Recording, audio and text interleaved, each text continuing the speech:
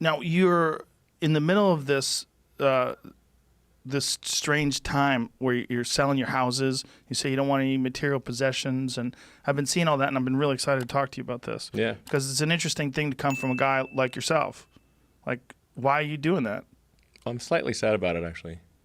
But Well, if you're sad about it, why are you doing it? I think possessions kind of weigh you down. They're kind of an attack vector. You know, people say, "Hey, billionaire, you got all this stuff." Like, well, now I don't have stuff. Now what are you gonna do? Attack vector meaning like people target it. Yeah. Interesting. Yeah. But you're obviously so you're gonna rent a place? Yeah. Okay. And get rid of everything except clothes? No, I said like almost everything. So it's like, Keep a couple Teslas. yeah, sure, obviously You have Tesla, kind of have to. Yeah. Test product and stuff. Yeah, there's things that have sentimental value for sure. Keeping those, yeah. So do you feel like I mean, there's... what's the worst that could happen? I mean, be fine. Yeah, you could always buy more stuff if you don't like it. Suppose so. Yeah, I mean, from the money that you sell all your stuff, you could buy new stuff. But do you feel like people define you by the fact that you're wealthy, and that they define you in a pejorative way? For sure. I mean, not everyone, but Right. There's for sure in recent years, billionaire has become a pejorative. Like it's a pejorative. It's like that's a bad thing. Which I think doesn't make a lot of sense in most cases. If you basically organized a company, how does this wealth arise? It's if you organize people in a better way to produce products and services that are better than what existed before, and you have some ownership in that company, then that essentially gives you the right to allocate more capital. So there's a conflation of consumption and capital allocation. So let me take Warren Buffett, for example. And to be totally frank, I'm not his biggest fan, but he does a lot of capital allocation. And he reads a lot of sort of annual reports of companies and all the accounting, and it's pretty boring, really.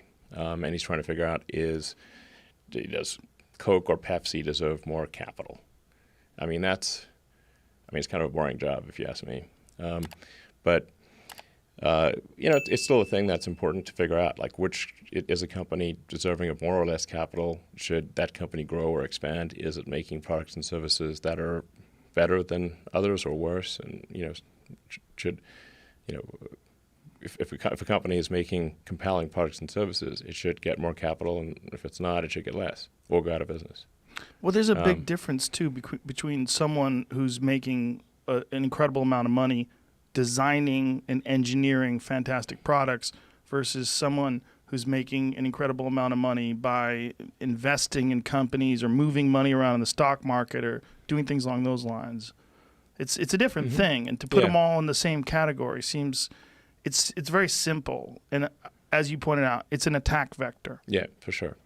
Yeah. I mean, I think it's really.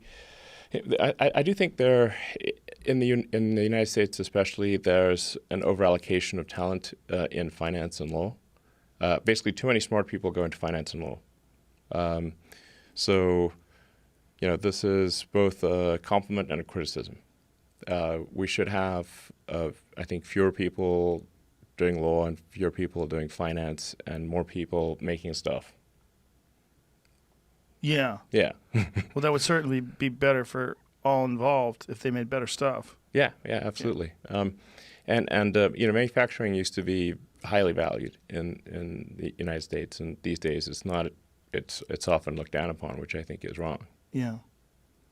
Well, I think that people are kind of learning that, particularly because of this whole pandemic and this relationship that we have with China, that there's a lot of value into making things here. Yes, somebody's got to do the real work. Yeah. Like making a car, it's an honest day's living. That's for sure. Or making anything really, or providing a valuable service, like providing good entertainment, good information. These are all valuable things to do. So yeah, there should be more of it. Did you have a moment where is this something that this idea of getting rid of your material possessions is something that built up over time, or did you have a moment of realization where you realized that? Yeah, I've been thinking about it for a while. Part of it is I have a bunch of houses, but I don't spend a lot of time in most of them, and that doesn't seem like a good use of assets. Like somebody could probably be enjoying those houses and get better use of them than me. So Don't you have Gene Wilder's house? I do. That's amazing. It's awesome. Wow. Yes, it's exactly what you'd expect. Did you request that the buyer not fuck it up? Yeah, that's a requirement. Oh, a requirement. Yeah. That's a good requirement. Yeah. In that case, in that house. Yeah, it'll probably sell for less, but still, I don't care. He's a legend. Yeah, You'd he's awesome. want his soul. You'd want his essence Yeah, in the building.